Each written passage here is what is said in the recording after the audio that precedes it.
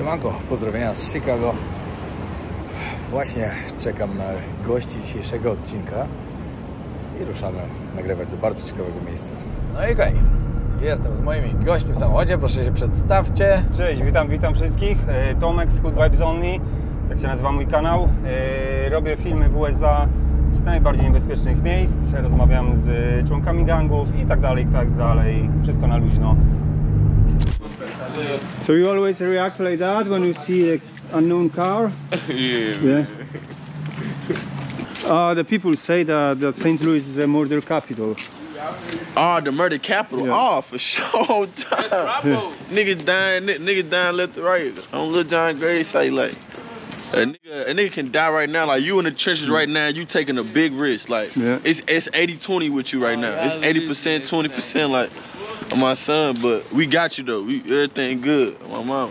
Aha, i teraz jedziemy do Gary, miasto Gary niedaleko Chicago w stanie Indiana. Chciałem Piotrowi pokazać miasto getto. Tak, a co będzie na miejscu zobaczycie, to z tyłu jest Kasia. Tak, i jedziemy. Ile tam mamy czasu mniej więcej? O, niedługo, 15 minut. A jeszcze 15 minut. No i dobra, dzisiaj Wam pokażę właśnie miasto getto. W kolejnym odcinku jeszcze pojedziemy zobaczyć O-Block i jeszcze inne miejsca, także naprawdę bardzo ciekawie się zapowiada i od razu na samym początku zapraszam na kanał. Macie na dole link.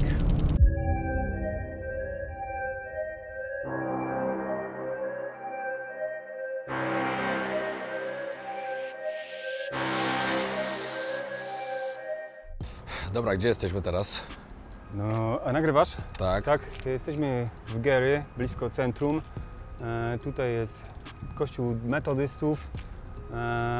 Wiele filmów tutaj nagrywali. Wcześniej, dobrze nie pamiętam, ale jakieś części Pearl Harbor, Transformers, jakieś tam odcinki i Elm Street, coś tam, jakiś kurde horror. O, dziękuję, coś takiego właśnie. A, dobra, powiedz, czemu w ogóle, przed chwilą mówiłeś, że dużo budynków tu jest pozamykanych. Dlaczego? Co tu się dzieje w ogóle w tym mieście? Tak, jest około pomiędzy 7 tysięcy a 13 tysięcy budynków opuszczonych. Kiedyś tutaj była fabryka stali i dobrze prosperowała sobie. Później jakieś tam były, kurde, wiesz, upadała ta cała fabryka i no, pozwalniali ludzi. Część, wiadomo, biali podobno dostali pomoc i oczywiście się przeprowadzili tam gdzieś, nie wiem, kurde, jak to było, to wiesz, ja tam nie wnikam w to. No i czarni sobie zostali, a wiadomo, tam gdzie jest ubóstwo, pieniędzy nie ma, to i przestępstwo, wiesz, skala przestępstw wzrasta, wiesz, no, więc tak to w skrócie jest. No i pracy tutaj no, nie ma w ogóle praktycznie. Zaraz zresztą pojedziemy. Czyli tutaj żyją typowo życiem gangów po prostu? Tak, życiem tutaj są ulicy? właśnie, przeważnie właśnie Vice Lords tutaj działają i GDs, Gangsta Disciples. Tutaj w ogóle też jest ciekawa rzecz, chicagowskie gangi, bo jesteśmy około powiedzmy 50 minut, pół godziny nawet od Chicago. No i tutaj się zaopatrują gangi chicagowskie w broń. Okej. Więc Wchodzimy tu? tak, tak. Dobra, idziemy zobaczyć To jest mój... do środka. Kurde. Nie wiem, jak to lepiej tak...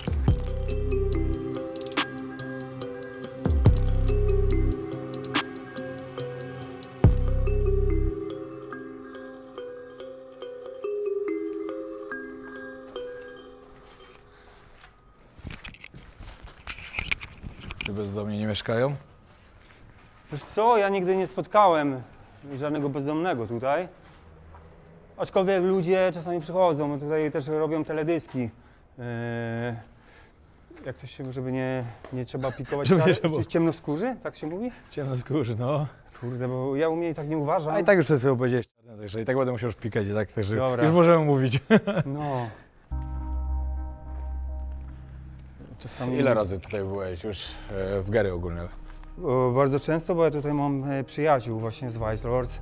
Okay. Ostatnio byłem na urodzinach, właśnie chciałem, żeby był na filmie mój gościu, ale ogólnie ta ekipa troszeczkę dzisiaj nie jest w stanie, bo zmarł tam ktoś 2 dni temu, więc no nie jest dobry dzień, ale mam tutaj innego gościa. Z tym chłopakiem tych samochodów się zobaczymy tutaj? Tak. O, tak. świetnie. Więc z nim się zobaczymy. Zobaczycie prawdziwe Więc gangsterskie ja fury. nie zostawiłbym tak, no bez Dobra, bez jakie, jakiegoś tam, no. jakie gangi tu działają ogólnie? Dwa mówiłeś, tak? A czy Tak, jest przeważnie więcej? Vice Lords i GDs, jakieś latynoskie też podobno. Kurde, Ale- nie ma dużo informacji w internecie na ten temat, wiesz? Ja często taką mapę używam, później Ci pokażę, jak będziemy w Chicago kręcić. Tutaj nie ma takich dokładnych informacji, jeśli chodzi o hoods i tak dalej. No, a tutaj właśnie fajne jest, często ludzie tutaj sobie fotki właśnie strzelają. No, ciekawie wygląda. Bo tak. Oczywiście. A oni walczą między sobą, czy raczej walczą, co? Tak, jest tutaj na przykład taki raper, on jest z Vice Lords, z Cruelly G. Oni kręcili teledysk, dosyć kurde mieli wyświetleń. Właśnie to jest ziomek mojego ziomka. I podczas kręcenia teledysku, może mogę podać tytuł, to była strzelanina. Oni byli w domu, kręcili tam, a z zewnątrz ktoś tam zaczął strzelać do nich, więc jest tutaj ostro. Nie wiem, mogę się pomylić, ale jest około 5 strzelanin dziennie tutaj. W tym małym mieście, gdzie teraz jest niecałe 70 000 mieszkańców. Za czasów takich świetności mieszkało tutaj 100 000, około 100 000 mieszkańców. No, z tego, co podaje internet. Ja tak nigdy nie wchodzę właśnie tak w historię, co, jak, wiesz, jakoś mnie nigdy nie interesowało. Życie pokazać. Bardziej właśnie ten vibe, poznać ludzi, zobaczyć, jak się tu żyje. Dlatego ja tam mogę strzelać jakieś pomyłki, a wiadomo, też internet, są przeróżne te Tak, co informacje. strona tej innej Ja informacji. używam często, bo jest taki shoot spotter, to jest taki detektor, który wykrywa strzały w mieście, wiesz? Tak. A to mi mówiłeś o tym, no? No i właśnie na tej zasadzie. His hood, my hood, this the first place I ever seen somebody get shot at. I ain't gonna faking on this man on my face. They was over here arguing and shit. Like, right went through, popped him in his shit. Right went through his face and shit.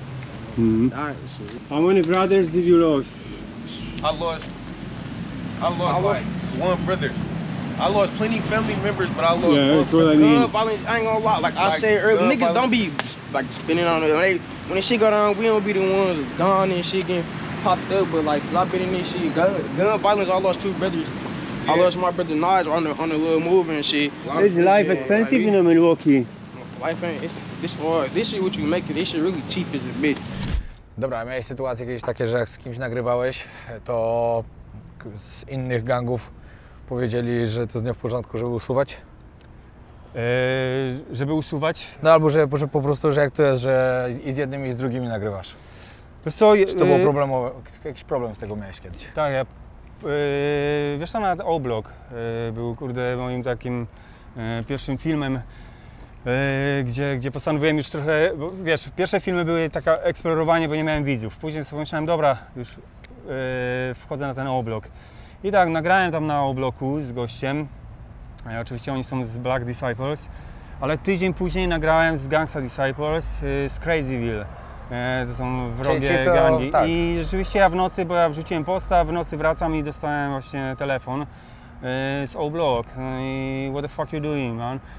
I było tam, kurde, wiesz, pluł się trochę, mówił, sugerował, żebym usunął ich z Instagrama. Ja mówiłem, że, bo on nie chce być on the same page, na tej samej Tak, stronie. tak, żeby nie byli obok siebie Mówię, przypadkowo. że nie, stary, że jak już to Ciebie usunę. I dlatego ja Ci mówiłem, że tak nie, no, na O-Blocku miałem tak sobie, ale już jest ok, bardzo dobry kontakt mam z gościem i zresztą pojedziemy do niego.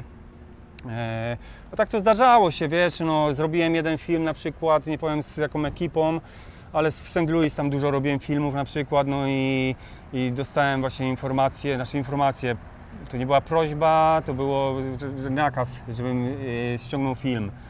No, jak pytałem o jaki powód, no to zamknęli gościa 2 dni wcześniej. No, ja mówię, że no stary, to nie był, to ja nie mam nic wspólnego z tym, więc ja będę, wiesz. No tak, no bo ty wrzuciłeś ten sam dzień, a jego już 2 dni temu zamknęli, Tak, no. no jeden film z Detroit musiałem zablurować cały, ale nie mogę na razie powiedzieć powodów, było bardzo gruba sytuacja jest, więc nie mogę też powiedzieć, ale film miał już ponad 500 000 wyświetleń, bardzo szedł dobrze, był kontrowersyjny, no ale No, było wiele przypadków, ale Z nie mogę takim sobie teraz contentem, przypomnieć nawet. z takim contentem, no to kontrowersji to chyba nie brakuje na Tak. kanale. Ja miałem też, wiesz, na przykład nagrywałem z jedną grupą, a później dostawałem od przeciwnej grupy wiadomości, czy żebym przyjechał i nagrał z nimi. No.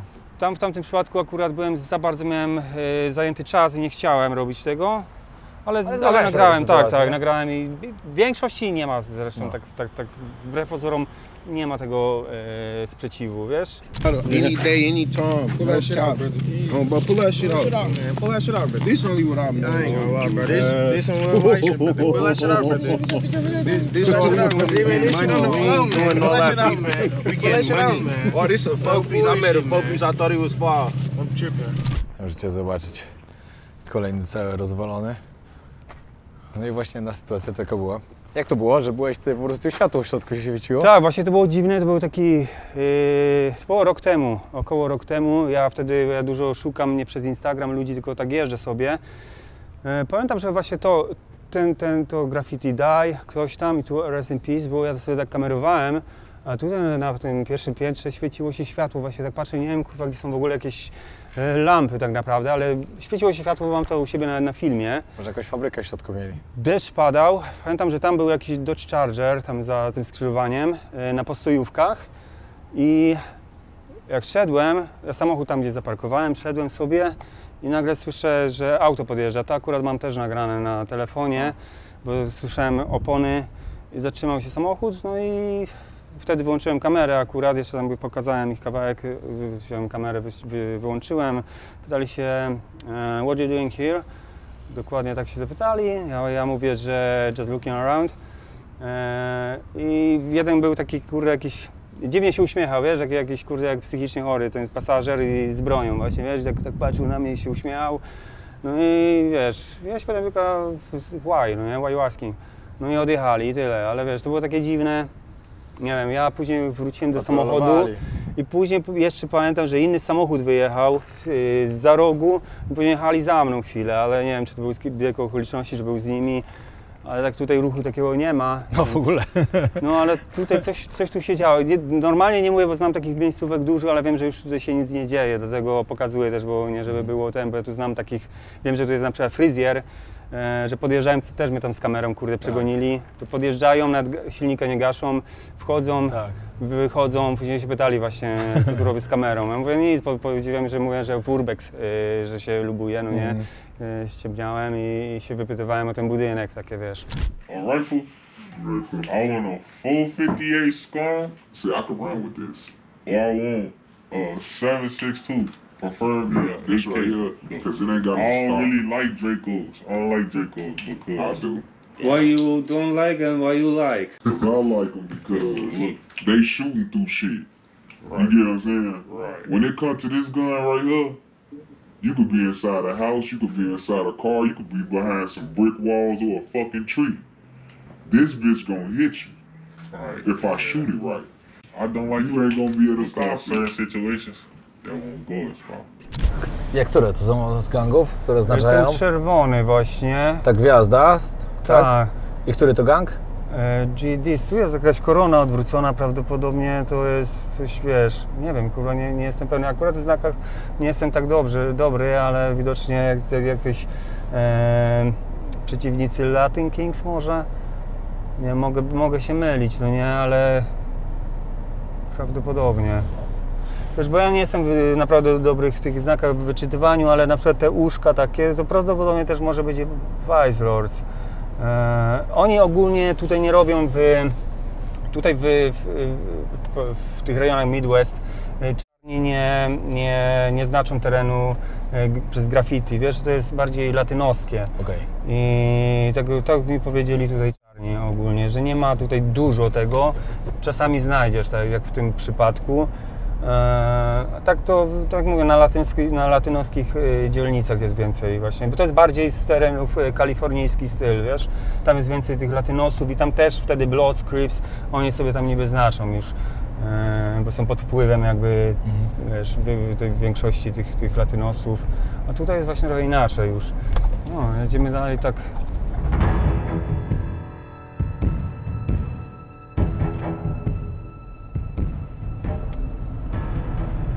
Ale wszystko zamurowane po prostu. I to jest centrum. No. Centrum miasta tak wygląda, co? Jeszcze porozbijane szyby wszędzie. Tam policja, goredy wozy.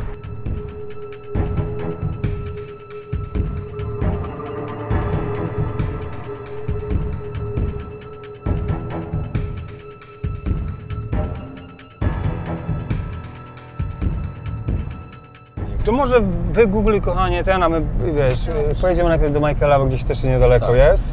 Podjedziemy teraz pod dom Michaela Jacksona, ale on się tutaj wychował? Tak, tak. Czy ja był z Gary? Okej. Jackson's 5.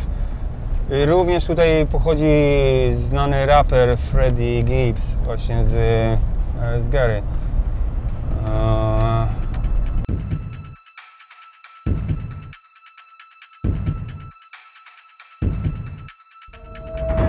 Jak jedziemy teraz, to powiem wam, że naprawdę większość budynków zabite dachami. No i tak, jesteśmy pod domem Michaela Jacksona. Tutaj się wychował. Jackson 5 dokładnie. Tutaj wtedy mieszkali i osiągnęli ten sukces.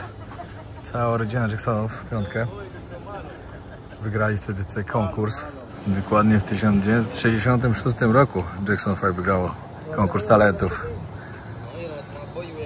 To był właśnie taki początek kariery. No i tak, dom w ogóle leży na Jackson Street. Tylko najciekawsze jest to, że ta ulica wcale nie jest powiązana z tym, że oni mieli Jacksony, tylko to już było wcześniej. To był zbieg okoliczności. O, patrzcie. To majtki zawieszone. Jakaś dziewczyna zostawiła. Tabliczka upamiętniająca. Kłódki, klucze. Co ciekawe, to kolejna gwiazda takiego formatu, która po prostu zmarła przez przedawkowanie środków nasennych. Michael Jackson zmarł 25 czerwca 2009 roku. Usnął, już się nie obudził. Jego lekarz powiedział, że mu podawał przez parę tygodni wcześniej środki nasenne, bo miał duże problemy ze spaniem. No i po prostu przedawkował. Niestety tak to jest. Duża sława, duże problemy psychiczne, później duża presja.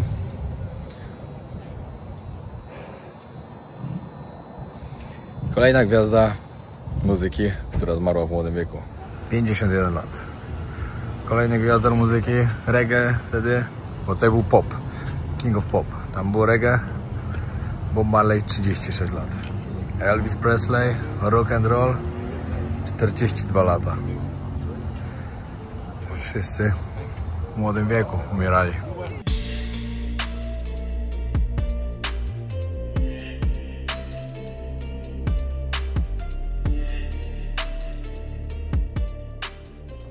Ja idę na mainie teraz. A nie ma tu tego twojego znajomego, co? Nie, on już nie jest właścicielem, teraz jest ta pani właścicielką właśnie. I no nic, jego tutaj nie ma, pozbył się biznesu. No, on ma jeszcze tam chyba bar swój i chyba ma coś, mówił ostatnio otworzyć coś, chyba przyciemnione szyb, szyb, z tego co ostatnio mi mówił. Pojedziemy zaraz do tej naprawy, nie? Tam co te samochody są. Tak, Tam tak. będzie pierwszej. To nie jest naprawa chyba, to jest po prostu jakaś dziupla, wiesz, tak w ogóle. No. Aha, To nie jest nieważne, mechanik. ważne, że mają fajne samochody tam. Zobaczymy. Tak, właśnie takie.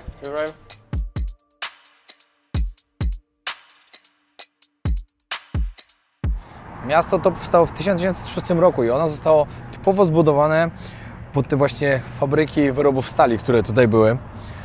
To miasto naprawdę bardzo, bardzo dobrze prosperowało, cały czas się rozrastało. W latach 50. to miasto było jednym z najlepiej prosperujących, rozwijających się miast w ogóle Ameryki Środkowej, Stanów Zjednoczonych. I w latach 70. niestety zamknęli te fabryki. Totalnie wszystko tu padło. Jak mieszkało tu około 180 tysięcy ludzi, zostało 60. 2/3 ludzi wyprowadziło się stąd. Zabrakło pracy, zabrakło środków do życia. I większość ludzi, którzy tutaj zostali właśnie, no to muszą sobie jakoś radzić. Zrobiło się to po prostu jako getto tutaj. Bardzo dużo miejsc opuszczonych, praktycznie 2/3 miejsc jest opustoszałych, sklepy pozamykane. Jest tutaj bardzo duża przestępczość, bardzo duża bieda. W niektórych latach Gary było numerem 1 w statystykach z największą ilość morderstw w Stanach Zjednoczonych.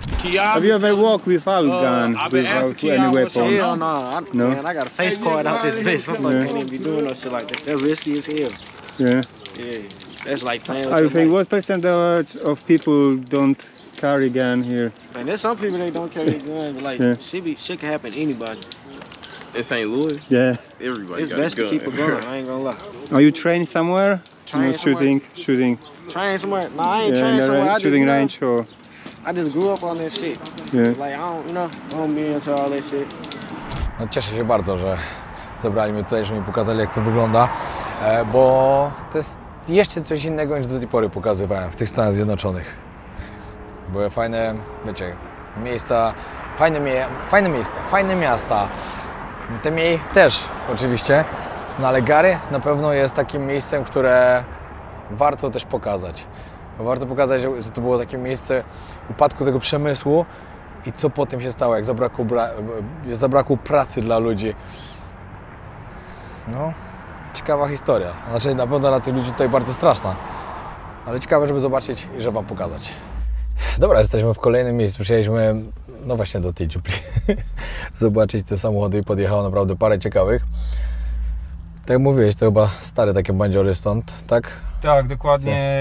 OG, czyli Old Gangsters. Więc ja tam dzwoniłem, robiliśmy wideo rozmowę z tym moim ziomkiem. Niestety oni zawsze się spóźniają. W tym przypadku 2,5 godziny. No, siedział na fotelu u fryzjera. Umawia się na pierwszą, bo bądźcie o pierwszej. Tak. Co oni mówią o pierwszej, prawie pierwsza, będę za 2,5 godziny. No, Więc spoko.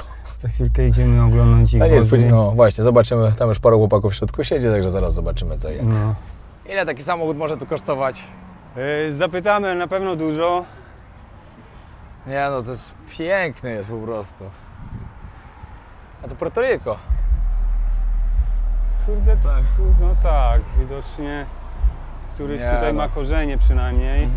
No, tamten główna gwiazda, samochód, chcą oblać wodą wpierw przynajmniej, bo chcieli umyć, ale ja mówię, że czasu nie mamy. Że brudny trochę jest. Tak, więc to są, oni kurde zwracają uwagę na wszystko, wiesz, oni chcą idealnie. Samochody, widzisz, No. jakie czyściutkie, no kurde, aż ja się boję dotknąć, żeby odciski palców nie zostawić, ale patrz kurde. Ale piękny samochód.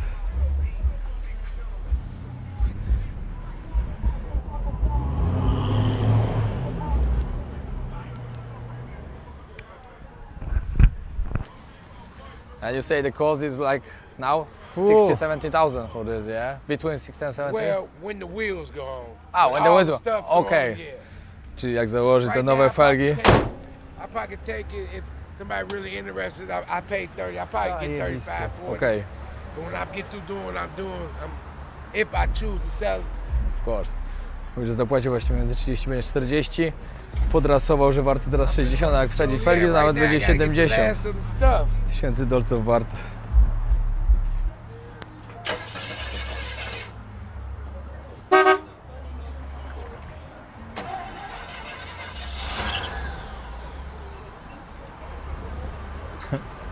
Mega. What year it is? 75. A, z 75 roku. 50 lat. Chevy Caprice. Convertible. Pokazuje jak stare rady gdzie. 24-hour care, medication management, transportation, housekeeping, fun activities, great meals, and a warm, welcoming atmosphere. Rady, dużo bardziej bym wolał taki samochód mieć, niż jakiś nowiutką Tesla albo coś. To ma duszę.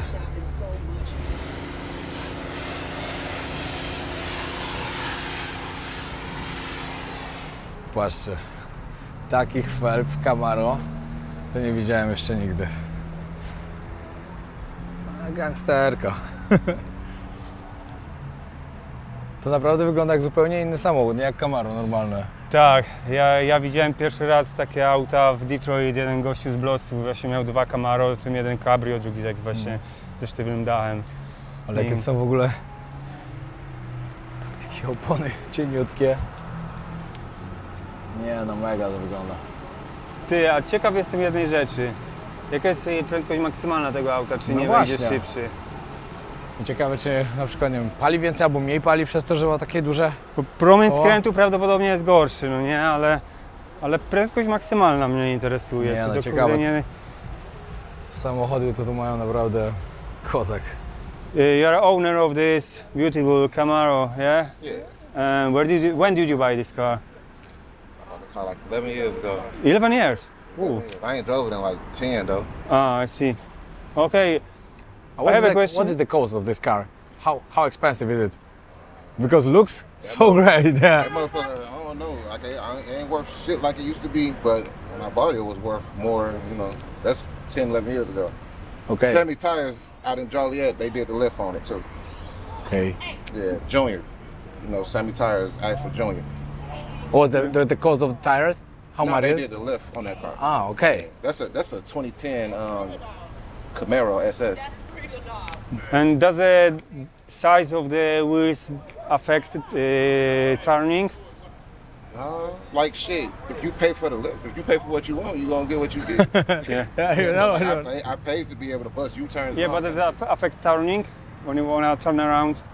If you got these wheels? I do full turns. You'll catch Yeah. me when I leave, then Yeah. you catch me doing my full turn. You see me when I park. Yeah. Know about top speed because of the size of the wheels. Looks like it's gonna go faster than original. Yeah, I could be doing the speed limit and like I'll be riding past the little shits that show you the speed limit. It'd be like I'd be going like 40 and that should say 45. I see. So it's like 5 miles over. I see. Okay. And I think when I'm going like, because I didn't look at it when I was somewhere, when I was like going, I think I was going like 70 and was telling me 80. So it's like when you hit another speed, yeah. But it probably had to be recalibrated or some shit like that. You're not scared that somebody gonna steal your car in a garage? Still. Yeah. No one. That's how they want to lose their life. No i teraz ostatnia. O, pieseł. Ostatnia perełka, perłowy kolor. To jest właśnie właściciela. To jest właściciela, tak? Ten samochód? Tak, ten Morris. Tak. No. No. Złote fele. No i to właśnie mówił, że felgi muszą być konkretne, żeby się rzucały w oczy. Niskoprofilowe opony. Tutaj ten znaczek, to w ogóle jak auto jedzie, to ten znaczek stoi tak jakby w miejscu, co daje dodatkowy efekt. Piękne auto. O, kierownica też taka sama. Mogę otworzyć? Tak. Can I open? Yeah. Tak, no, kierownica taka jak felga. Tak, dokładnie, ten sam znaczek, ten sam kształt. Wsiadaj do środka. No. Bez problemu tam. Ładnie ten welur, no nie? Patrzcie, stare auto, ale ekranik musi być, na którym pewnie lecą teledyski. Na 100%. O, patrzcie jak pasy są, w ogóle pasy są tu zamontowane, a nie tutaj. Pierwszy raz takie coś widzę. Jedna fajna, ciekawa rzecz, to chodź tutaj Piotrek, pokażę Ci jak siedzenie jest złożone, widzicie? No tak, żeby Oni się... często właśnie za słupkiem stoją, żeby się brać jakieś strzelaniny. Tak, być. no. Wiesz, i właśnie często są tak siedzenia, Kasia wie, jak jadę z jakimś właśnie murzynem wcześniej, bo wsiada do auta i moje siedzenie Od razu pasażera do- są, no. tak właśnie, no. Właśnie powiedział, pogadaliśmy teraz z tym chłopakiem, chociaż ma 28 cali te fele. Nieźle. Fajnie, taki inny świat zobaczyć tę stronę. Taką inną Amerykę. Taką jak się w filmach oglądało. W ogóle ostatnio coraz więcej widzę tylko z różnych filmów. Był Dziki Zachód. Tutaj takie bardziej gangsterskie te filmy. Fajnie. Bardzo fajna podróż. Jedzie, proszę. Patrzcie, jakie fele tutaj mają. Tutaj Golek. gościu śpi na podłodze, więc mówili, żeby nie kręcić. Tak. No, ale to jest getto. Gościu ten tutaj co sprzedaje ma bransoletę, bo ma nadzór policyjny. O. No to widzicie jak jest. Nie no, fele to mają mocno, no, ale to tak jest, no to... O. Strzelali tu? No i widzicie, tutaj Kasia podstępnie nagramy gościa, no bo ma bransoletę właśnie na nodze.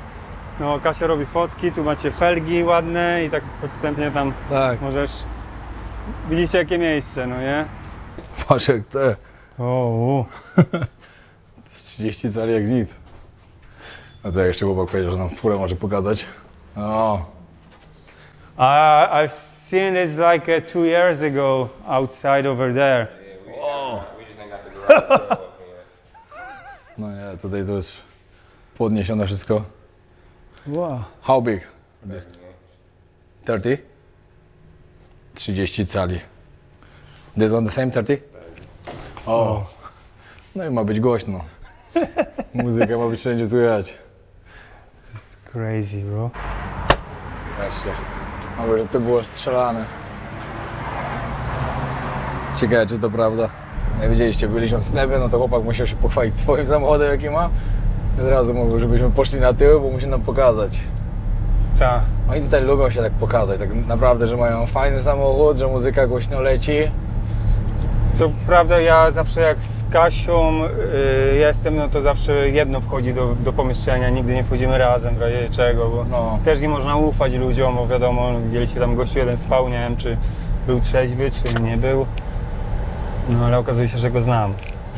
Jeszcze on krzyczał, Tak, że tak. to, że to, że to nie z tamtym gadać, tylko z nim. Tak, tak. No i dobra, jedziemy teraz do sklepu jeszcze, który to jest tak po prostu lokalny sklep, szyby kuloodporne ma. Pokażemy i lecimy w stronę Chicago. O, zobaczcie, tutaj jest Jackson 5 dokładnie. Rodzinka Jacksonów.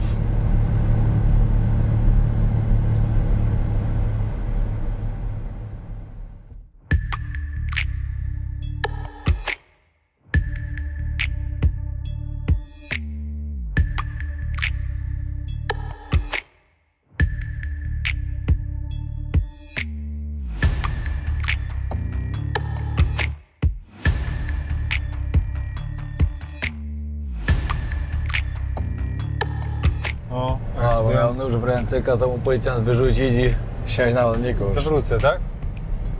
Zawrócę, nagrasz jak tam. Patrzcie, tak widać. Czerwone światło.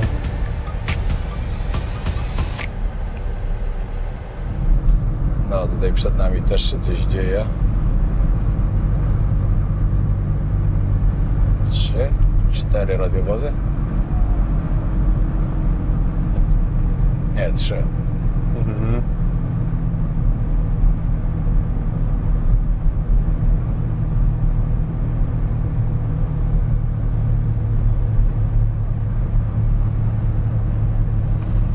Zatrzymanie. Zatrzymali kogoś. No. A, więc teraz wchodzimy do sklepu, takiego zwykłego sklepu z alkoholem i ogólnie, no spożywczy sklep, tak? No i nie wiem jak tam jest, jaki ruch tam jest, jacy ludzie, więc chcieliśmy zapowiedzieć wpierw, żeby tam nie odzywać się. Białych tam na pewno nie będzie, też takie... Aj, właśnie, powiedz to ciekawe, to co mi przed chwilą opowiadałeś tutaj, że tu wszyscy siedzą, z pokolenia na pokolenie to wszyscy w więzieniu siedzą. Tak, tak. Że babcia siedziała w więzieniu, mama siedziała w więzieniu, tata siedział, znaczy syn Dokładnie, siedział czy wszyscy córka. od młodych lat już idą siedzieć, po prostu zawsze ktoś tam Coś przyskrobie. narobi, no. Ja czytałem kiedyś chyba w North Lawndale, bodajże było 80% ludzi karanych. Jakoś tak, no ale wiadomo, wiesz, możliwe, że 100% było przestępcami, ale nie wszyscy byli karani, rozumiesz? Ciekawe, dobra, chodźmy do środka. Patrzcie. Doing the vlogs about goods, you know, of Gary. Wszystko kuloodporne. And about the drink beer? Do you want beer? Nie. No. Tutaj pani jak wydaje, to też wszystko kuloodporne. Tutaj wam wsadza to tylko. Patrzcie jaka grubość. No. No i widzieliście jak tutaj sklep monopolowy wygląda. Uzbrojony, nie uzbrojony, znaczy uzbrojony pewnie trochę też, ale kuloodporny cały. Wszędzie grube szkło. No ale to jak sobie wyobrazić, co tu się musiało dziać, skoro oni tak się zabezpieczają. No nie? Bo to nikąd się to nie wzięło. Ciekawe, nie byłem jeszcze nigdy w takim sklepie wcześniej. Żeby aż takie szyby grube były. Tutaj w razie czego. wszystkie sklepy tak wyglądają, no. Stacje benzynowe też, pójdziemy coś kupić. Ja myślałem, że tam mogę kupić jakiś normalny drink, No, ale sam niestety. alkohol. Sam alkohol, nawet przepitki nie mają. Co ciekawe, Nie piją piwa praktycznie. Wszędzie, gdzie pójdziesz do baru takiego czarnego, że tak powiem, no to same, jak to mówią, heavy liquors, czyli wódka.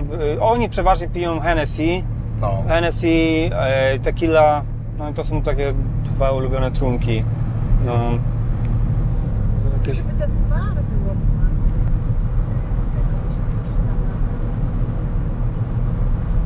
No i tak, wróciliśmy do Chicago. Teraz na początku pojedziemy pod dom, gdzie mieszkał Al Capone. Mieszkał czy tam wychował? Tak, mieszkał tam. A, mieszkał, tak? Czyli to był jego... Tak. Jego dom, jak już miał władzę? Tak. Dobra. Będzie wypasiony domek, więc... A on jest przerobiony na jakimś muzeum? Albo ktoś tam mieszka? Nie, to jest tak sobie po prostu normalnie stoi, tak? na osiedlu, tam gdzie mieszkają właśnie czarni bracia i pomiędzy właśnie normalnie zamieszkałymi domami. No. Okej, a jest jakaś tabliczka, że to był dom Al Capone? Ja byłem kiedyś tutaj w Chicago na grobie Al Capone. Tak. To normalnie cygara leżały, takie małe flaszeczki z alkoholem, żeby uczcić to, że pomagał ludziom, jak była prohibicja. Tak, widzisz, tu już jakieś... Swoje zarobił. Tutaj właśnie mijamy teraz oblok ogrodzony cały dookoła, ale w środku wygląda całkiem spoko. Wydaje się czysto. Jest czysto, jest. Jest czysto, tak? O, tutaj bramki wejściowe. Trzeba wejść przez takie bramki. Ochrona tam stoi. Pokręcimy. A dlaczego ci ludzie są ogrodzeni? Dlaczego tutaj właśnie jest taki mit na temat tego obloku, że on taki zły jest? Wiesz co, no, tutaj na 63 za nami, a podjedziemy tam później. No wiesz, że mają tam swoich obców, opozycję. Czyli gangi, z którymi walczą, tak? Tak, tak, dlatego wiesz, mają po prostu teraz utrudnione zadanie, aczkolwiek no ja widziałem kiedyś na filmie, na przykład z jakiejś kamery CCTV, bo tu wszędzie są kamery też, no to gdzieś tam się wpieprzyli samochodem, wiesz, przez te bramy i strzelali, nie wiem w którym to roku było, może ze 4 lata temu, no, więc ale czuć bezpiecznie teraz, jest bezpieczniej tam w środku, ale no na zewnątrz to tak troszkę trzeba uważać jednak. Różnie było. Tak, potrafi być niebezpiecznie. No i w tym domu mieszkał Al Capone ze swoją rodziną, swoją matką, siostrą i bratem. Teraz w tym domu nie mieszka nikt, jest opuszczony. Ciekawostki takie. Wiadomo, największe pieniądze jego organizacja zarabiała... Organizacja, dobra, to jest tak fajnie opowiedziane. Był szefem mafii. Jego mafia zarabiała w czasach prohibicji właśnie na sprzedaży alkoholu i papierosów. Wyczytałem gdzieś, że zarabiali wtedy więcej niż całe miasto razem. Że rocznie $100 milionów na tamte czasy za ten dom zapłacił wtedy $5,500. To wyobraźcie sobie, ile to było. W przeliczeniu szacuję, że to na te czasy, szacują, że na te czasy to było 1,6 miliarda rocznie.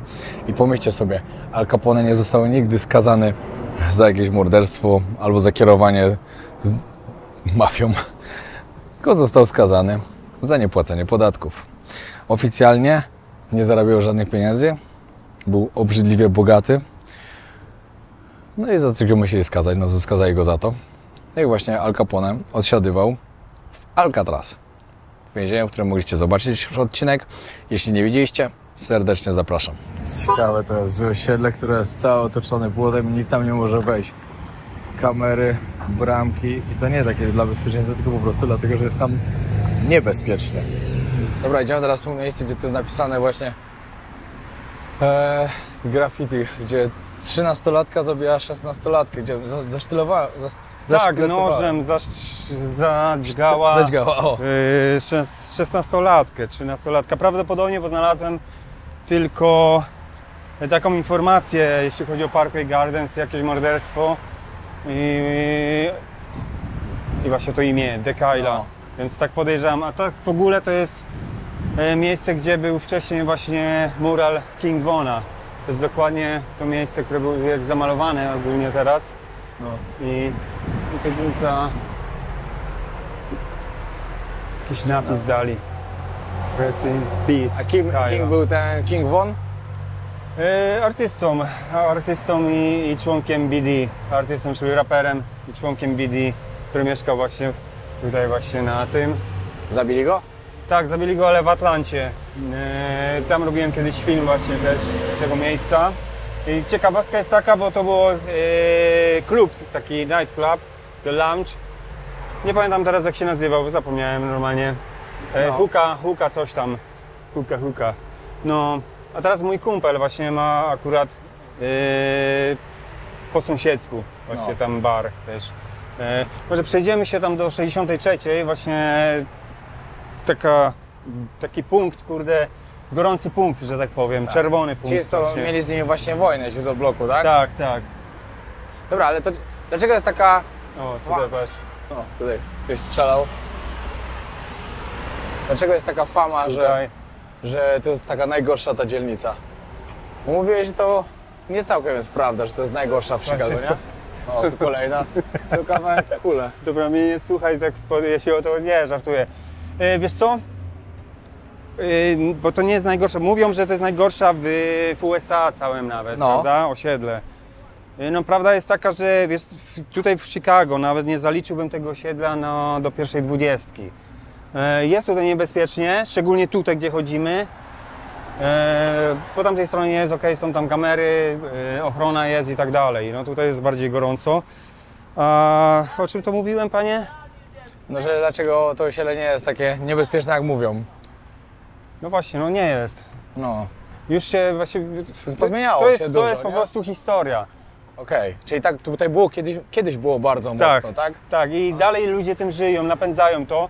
Szczególnie influencerzy, youtuberzy, wiesz, przychodzą, każdy tytułuje to jako najbardziej niebezpieczna okolica czy osiedle i wiesz, no to idzie w świat. To samo z Campton, no nie? Historię ma mroczną i wiesz, i dalej jest pompowana do dzisiejszego czasu. Czyli można też tam zapłacić, żeby tam wejść, tak? Tak, przeważnie płacą, wiesz co, ja różne stawki słyszałem, ale to idą w tysiącach, wiesz. Słyszałem o 2,5 tysiąca nawet. Wiecie, i chcieliśmy z Piotrkiem wejść, no tutaj mam taki dowód, nie dowód, no, dzwoniliśmy do mojego ziomka właśnie z Oblok i niestety on chyba czeka na to, aż się ściemni. Piotrek nie ma czasu za bardzo, żeby nie było że ja ściemniam, no to pokazuję to. Tak, no. Bo tak, tutaj macie bramki, tam jest główne wejście, a ten ziomek mój chce w ogóle, żebyśmy weszli nielegalnie, że tak powiem, bokiem. Tam jest taka dziura w tej bramce, całkiem z boku tam za garażami. No i chcę, żebyśmy tak weszli i pewnie jeszcze, czeka, aż się ściemni. Powiedz jeszcze właśnie, kto może wejść w ogóle na Oblok?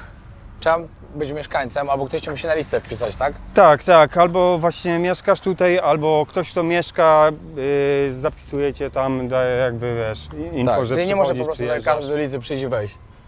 Nie. Okay. Sorry, wiesz co, jeszcze taka rzecz, Kasia, moja kobieta, weszła tam sama. Weszła do ochroniarza, tylko powiedziała, że pod pretekstem właśnie robienia fotek i wziął ją ochroniarz, tylko poszedł z nią i właśnie tego Nuwapa też spotkała, tam chwilę pogadali i zrobiła jemu zdjęcia, bo pracujemy nad książką w ogóle właśnie Gangi of Midwest, więc no tak to wygląda. No, ja możliwe, że dzisiaj, jakby co to dam znać, to ja u siebie na vlogu wrzucę, że Tak, jestem byłeś, tak? na tym. No, także zapraszam Was serdecznie na kanał. Na dole będziecie mieli link, tak jak Wam mówiłem. Czyli tutaj jesteśmy na tym skrzyżowaniu, tak?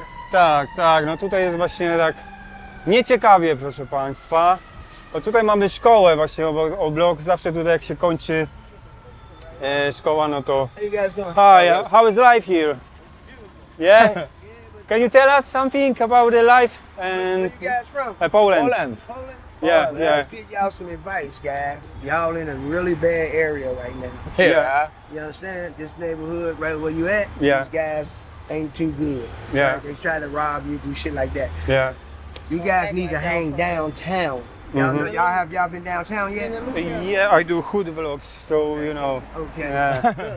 Go downtown, man. Navy Pier. Y'all been to Navy Pier yet? No. Navy Pier, that's right off the water. Yeah. The lakefront. Oh, Right. okay. They have So it's very dangerous over here? Huh? It's very dangerous on the 63rd. Yeah, man. Yeah. Yeah, listen. That's where you guys need to hang. Yeah. Y'all want to have a sightseeing of Chicago, a very good scene, know where you can take pictures Yes. and memories. Yeah. Get in a cab, Take it down like this cab. We got a car. Y'all in the car. Go straight down King Go, okay, Yeah. this right here, this street here. Yeah. Just keep straight. Yeah. and you'll Don't go stop. right- No. Pan nam powiedział, żeśmy jechali do centrum, a nie kręcili się tutaj. Wiesz, no tak mówią, wiesz, ja zegarek też mam na przykład, ty też masz, nie ściągnęliśmy, wiadomo, no jest ryzyko. Ja nigdy nie ściągam zegarka w ogóle, no bo też jak pokażesz strach, pokażesz, kurde, oni to wyczują, no nie, że nie jesteś stąd ogólnie. Jak idziesz pewny, jesteś pewny siebie, masz ten zegarek, na sobie nie ściągasz, to wtedy robisz im burzę z mózgu. No, to jest Rozumiesz, grane. bo myślisz, co to jest, kurwa, biały przychodzi tutaj z tym zegarkiem i tak dalej, jako tako ubrany i nie boi się, no nie, to albo znowu myślą, że albo pewnie z policji. No właśnie, albo... no właśnie to chciałem powiedzieć teraz, że Tak. pewnie myślą, że może być policja. Tak. Jak z tą szkołą? Bo tu jest szkoła, tak? Tak. Co z tą szkołą? To zawsze policja stoi? Tak, właśnie zawsze przed i po skończeniu nauki, jak dzieciaki wychodzą, no to tam zawsze policja Ale to ze stoi. względu na to, że, nie wiem, że gangi, że ktoś może porwać jakieś dziecko albo coś? Tak, wiesz co, no większość gang members, czy członków gangu tak naprawdę to są młodzi ludzie, czasami 14 lat, 16 lat. To są bardzo bezwzględni ludzie, którzy zabiją cię bez zastanowienia się. Oni są, no, no dużo gorsi niż właśnie... Dlatego oni mają na pewno mniejsze konsekwencje z tego tak naprawdę. Też, Ja słyszałem, że w ogóle w takiej Kolumbii albo gdzieś to oni specjalnie biorą tych, żeby zabijać takich małolatów, bo oni odpowiadają przed sądem jako dorośli. Tak. I to jest dużo łatwiej wtedy. Dla nich, wiesz, on nie pójdzie się jeździć za morderstwo jak dorosły, tylko parę lat dostanie jako dzieciak i tyle. Tak, ale też wiesz, oni... Zobacz, że kurde, oni palą też zioło, no nie? W bardzo wczesnym wieku zaczynają palić. 10 lat, 10-12 lat zaczyna palić, no to wiesz co jemu się w tym mózgu dzieje. Oni widzą broń od dziecka, oni znają ten lifestyle, no nie? I oni chcą być tacy jak ci starsi tak, koledzy. zabić to jest dla nich nic, oni to jak maszyny, kurde. Jeszcze fajnie gadaliśmy ostatnio, że te dzieciaki właśnie patrzą na tych starszych, że nic nie robią, siedzą sobie, ładne samochody mają i Tak, to samo no chcą, właśnie. tak samo chcą żyć. Wiesz, czasami ludzie mówią, tam piszą o mnie, bo zawsze jest jakieś wyjście, no nie, z tego. No i ja uważam, że jednak, wiesz, jak masz ten mózg zakodowany jak oni, no to ciężko w ogóle z Nie tego ma wyjść, wyjścia. bo wiesz, oni znają tylko to życie, rodzice ich przeważnie, ojciec albo nie żyje, albo siedzi w więzieniu. I oni jedyne co widzą, to nie ludzi pracujących, tylko swoich tak. właśnie ziomków, wujków, którzy przeżyli, mają te 30 lat, 35 lat i mają samochody fajne, chillują sobie, nie muszą ciężko pracować. Czasami artyści, wiadomo, wybiją się, mają, wiesz, no. No i dzieciaki takie same chcą być, no. Tak. No i dobra, koniec tej podróży, którą miałem dzisiaj do Gary, do tego getta. Powiem wam tak, bardzo ciekawie było zobaczyć tą inną stronę Ameryki, tą biedną, tą, gdzie nie widzieliśmy białego człowieka, wszystko opanowane właśnie tam przez te gangi. Ciekawe doświadczenie, bardzo ciekawe doświadczenie. I tak, jak właśnie wam mówiliśmy pod koniec, takie dzieciaki, które się tam wychowują się właśnie, widzą to na co dzień, widzą te gangi, widzą te pistolety, widzą tych dealerów. Ich wszyscy koledzy siedzieli w więzieniu, rodziny siedziały w więzieniu, mama, tata, babcia, tam wszyscy siedzieli w więzieniu i oni wszyscy o tym oficjalnie mówią, no bo tam pewnie to jest normalna rzecz, że ktoś idzie do więzienia, ale że tam wyrabia sobie tym pewnie swój status też, zależy to rzeczywiście za co siedzi. Także takie dzieci z góry mają tam po prostu przerąbane. No nic, dobra, dziękuję bardzo, że oglądaliście, trzymajcie się, zapraszam jeszcze raz na kanał Kasi i Tomka. Zobaczcie tam troszkę więcej. Wiele ciekawych historii jeszcze mi opowiadał, których po prostu nie nagrywaliśmy, ale możecie zobaczyć u niego na kanale. Także naprawdę, jeśli kogoś interesuje taki temat właśnie takich gangów amerykańskich i nie tylko, bo tam też będzie wrzucał inne filmy, bo wcześniej też mieszkał w Meksyku, no to zapraszam. Trzymajcie się, pozdrawiam. Na razie i zapraszam na kolejny odcinek Podróży Wojownika. Zostaw subskrypcję.